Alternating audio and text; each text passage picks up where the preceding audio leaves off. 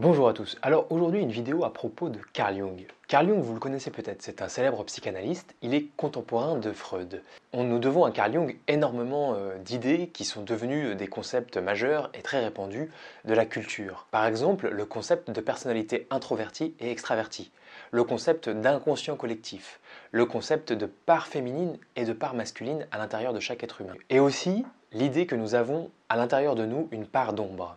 Carl Jung a donc énormément influencé le courant psychanalytique et la culture en général, mais il est passé un petit peu en dessous de Freud et par exemple de Lacan au niveau universitaire.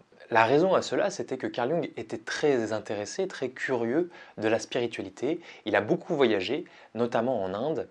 Il a été influencé par des professeurs de méditation, notamment le professeur Suzuki. Et donc Carl Jung pratiquait la méditation, s'intéressait aux mandalas, donc les grandes structures tibétaines représentant l'esprit et le cosmos. C'était quelqu'un qui avait une grande ouverture culturelle. Et par ce fait, par le fait qu'il n'était pas complètement focalisé sur l'Occident, il a été raillé, décrié par certains de ses confrères, parce qu'il avait cette ouverture d'esprit qui l'amenait à faire le pont entre la pensée psychanalytique et la spiritualité. Et moi, évidemment, c'est pour ça que moi, c'est un auteur que j'apprécie particulièrement, parce que je le trouve extrêmement ouvert. Il y a une grande citation de Carl Jung que j'aime souvent répéter, c'est « Qui regarde à l'extérieur s'endort et qui regarde à l'intérieur se réveille ». Au centre de la pensée de Carl Jung, il y a cette idée de regarder en soi. C'est assez majeur dans sa pensée. La pensée de Carl Jung, elle est construite autour de ce qu'il appelle les archétypes. Qu'est-ce que c'est que les archétypes? Les archétypes, ce sont des structures universelles constituant l'esprit humain. C'est-à-dire que quelle que soit l'époque, quelle que soit la culture, on retrouve toujours les mêmes structures dans l'être humain. Par exemple, le concept de mère universelle est un archétype. C'est-à-dire que quelle que soit la culture, nous avons une image sacrée féminine. En Occident, on peut avoir par exemple la Vierge Marie, on va avoir Kuan Yin en Chine, on va avoir Shakti en Inde, on va avoir Lila Wakan chez les Amérindiens. Et selon les cultures, on retrouve toujours les mêmes symboliques, les mêmes grandes structures, les mêmes grandes représentations. Et l'être humain, quelle que soit l'époque, quel que soit le lieu, va toujours construire sa psyché autour des mêmes structures. Ce sont des structures vides, c'est-à-dire qu'elles sont toujours présentes, mais avec toujours une forme différente. Par exemple, la Vierge Marie est très différente de Kuan Yin ou de Shakti.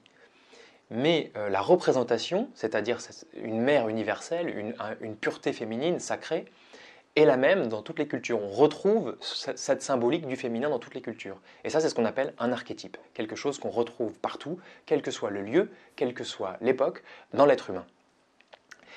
La pensée de Jung, elle est basée notamment sur 4 archétypes majeurs. Et on va parler principalement de cela, enfin principalement de 3.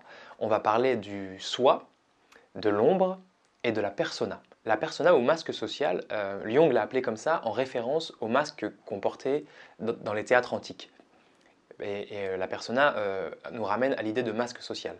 Donc je vais vous faire un petit exposé des différents grands archétypes majeurs de Jung, et ensuite on va plus axer le propos sur l'ombre, parce que j'ai envie de vous parler de l'ombre aujourd'hui. J'espère que mon exposé ne sera pas trop fouillis, je ne suis pas un expert, je ne suis pas un professeur d'université, je suis quelqu'un qui lit Jung, qui aime la pensée jungienne.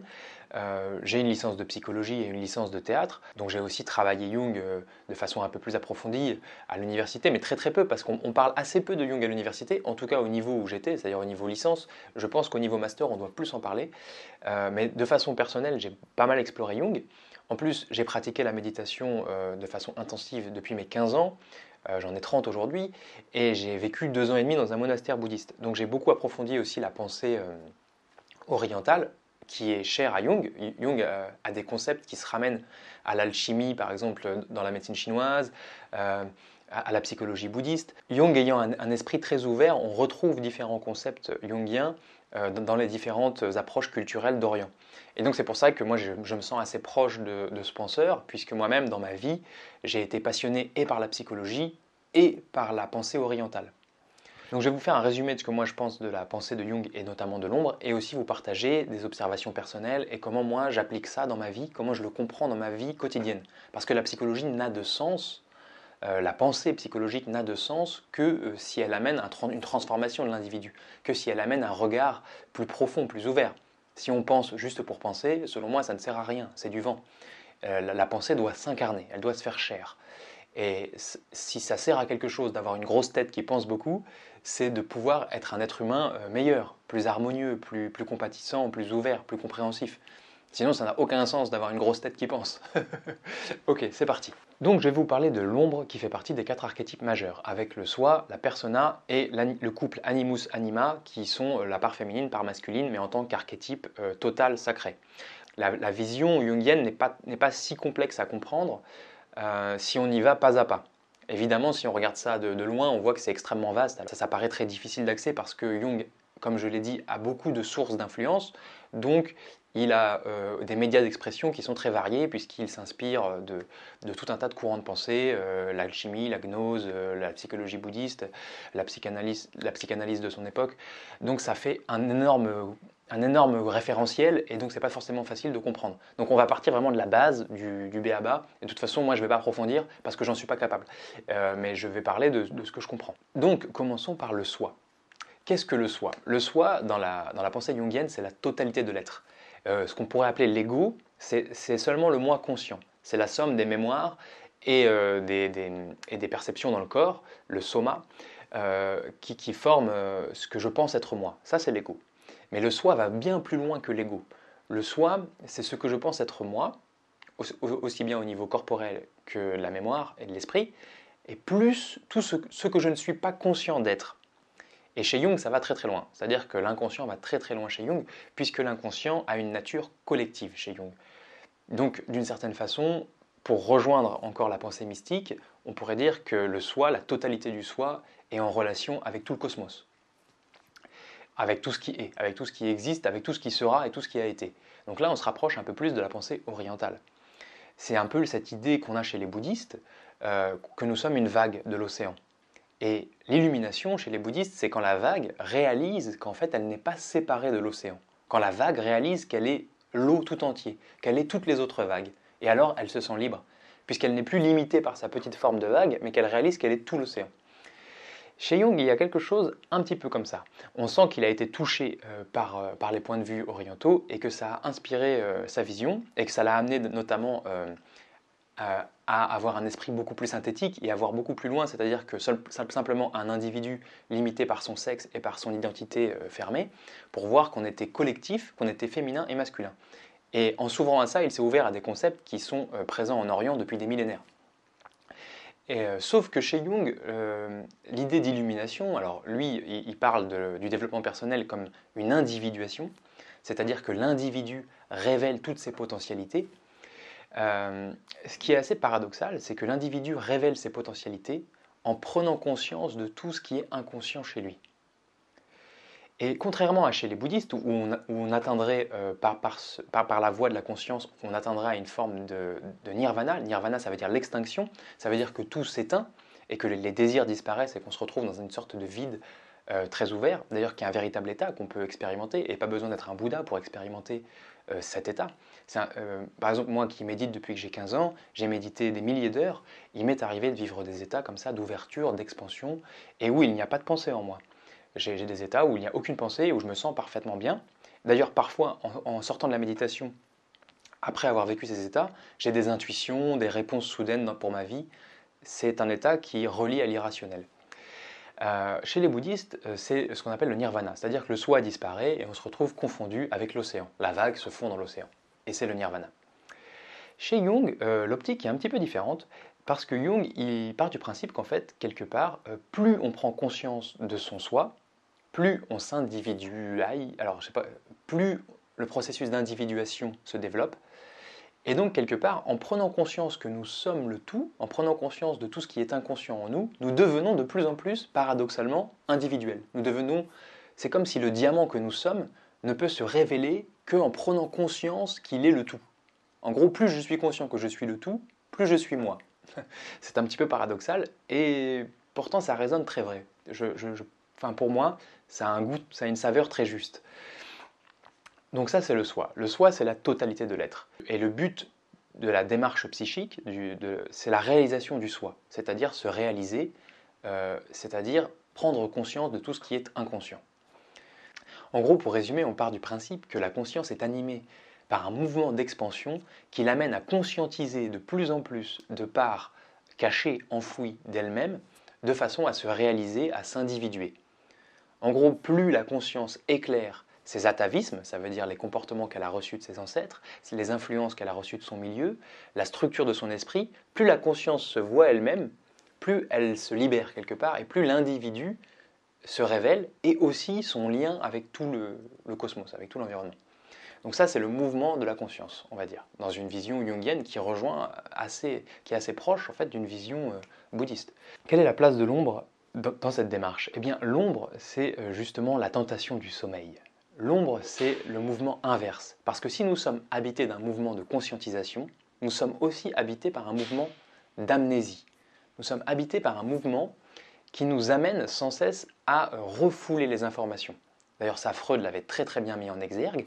Il y a véritablement chez l'homme une compulsion à refouler les informations douloureuses ou pouvant mettre en danger sa structure psychique.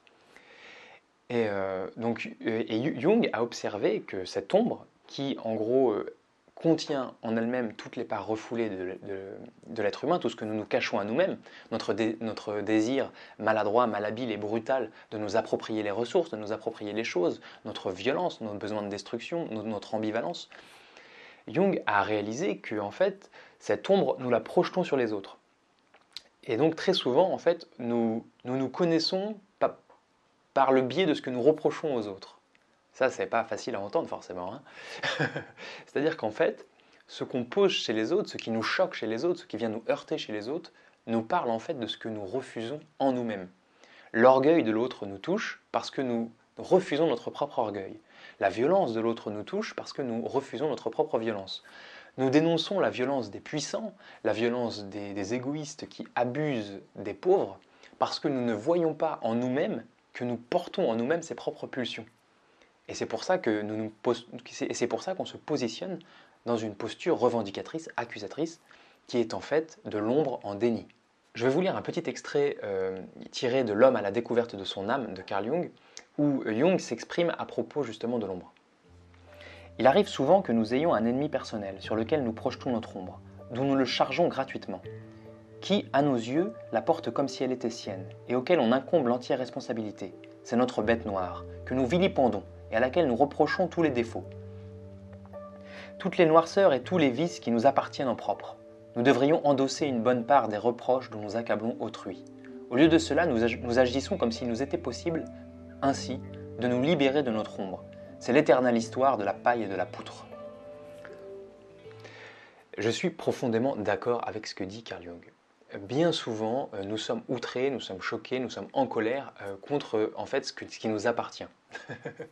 Et c'est un processus qui est hyper répandu, qui je crois est très humain, qui est qu'en fait on ne se rend pas compte que ce qui vient nous toucher, nous révolter le plus profondément, est ce que nous ne voulons pas voir de nous-mêmes. C'est pourquoi l'ennemi est un formidable miroir. L'adversaire, l'ennemi, celui qui nous choque, qui nous irrite, qui nous outre, est un formidable miroir, parce qu'il vient montrer exactement ce qui nous empêche de nous révéler en tant qu'individu, c'est-à-dire qu'il vient nous montrer notre ombre.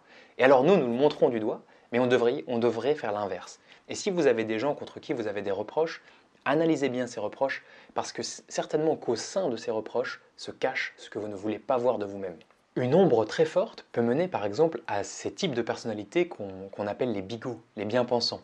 Le bien-pensant, par définition, c'est quelqu'un qui a une ombre très forte. Parce que plus grande est la faille, plus grande est la compensation. Et donc quelqu'un qui se met un masque moral très très fort, qui a une persona très fort, c'est-à-dire un masque social très fort, c'est quelqu'un qui a une ombre très forte. Plus le masque social est fort, plus l'ombre qui est derrière est grande. L'ombre est proportionnelle au masque. C'est normal, puisqu'en fait le masque protège l'ombre. Et donc plus notre ombre est immense, plus notre masque sera immense et blindé. Et donc le bien-pensant, le bigot, celui qui est extrêmement moral, mais il peut être tout à fait, parce que là je parle le bien-pensant, le bigot, ce sont des vieilles images, mais par exemple prenez quelqu'un d'extrême gauche ou quelqu'un d'extrême droite, quelqu'un qui est extrême dans ses valeurs, quelqu'un qui va vous dire que oui, la solution c'est le social, ou la solution c'est le protectionnisme à tout prix. Eh bien ce sont des gens qui sont extrêmement ancrés dans une moralité très forte, et qui revendiquent leur moralité, et qui veulent combattre ceux qui, selon eux, sont injustes. Eh bien en fait ces gens-là de par la virulence, l'énergie très grande qu'ils mettent à créer ce personnage social juste, combattant les injustes, ils nous démontrent en fait qu'ils ont une ombre très grande. Ça veut dire que derrière ce masque, il y a beaucoup d'ombre. Ce sont certainement des gens qui refusent en fait de voir en eux ce qu'ils dénoncent. Donc par exemple, chez les gens d'extrême gauche, ils refusent leur désir de dominer, ils refusent leur désir d'abuser, de s'approprier les ressources des autres. On pourrait aller beaucoup plus loin dans l'analyse, mais en fait ce que je veux dire, c'est qu'on peut voir par l'intensité de leur rapport à l'extérieur, un rapport confrontant à l'extérieur et avec un grand masque social, on peut deviner l'importance de leurs ombres en négatif cachées derrière. Selon Jung, l'ombre n'est pas mauvaise en soi, et il lui donne une place dans le processus de développement de l'être, dans le processus de réalisation.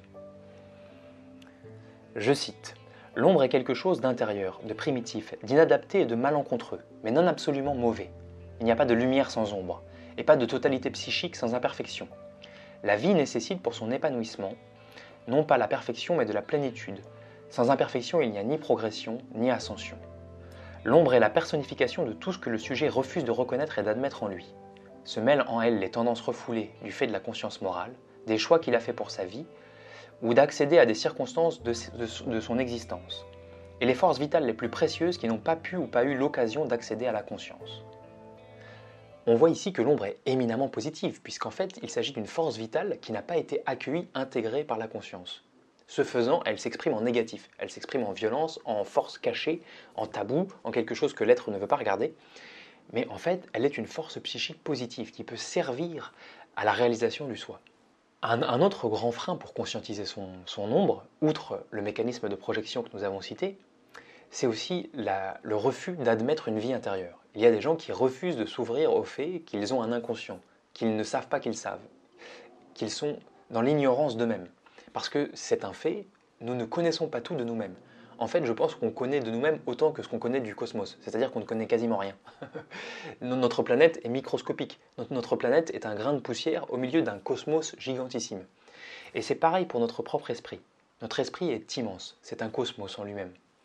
Et nous-mêmes, l'ego, c'est notre petite planète. C'est le petit rien que nous considérons comme nous-mêmes. Mais en fait, ce que nous sommes va infiniment plus loin que ce que nous percevons et ce que nous pensons à propos de nous-mêmes. Et admettre cela, s'ouvrir à cela, c'est quelque part permettre à l'information de venir. Et il y a beaucoup de gens qui sont même fermés à l'idée qu'il y a en eux un inconnu.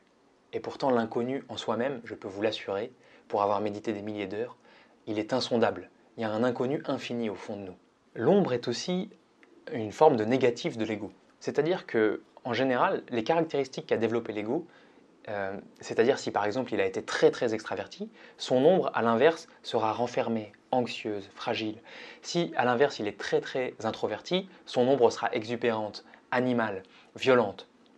C'est-à-dire que l'ombre est en quelque sorte le point d'équilibre. Une personnalité qui va énormément dans un sens, quelque part se déséquilibre.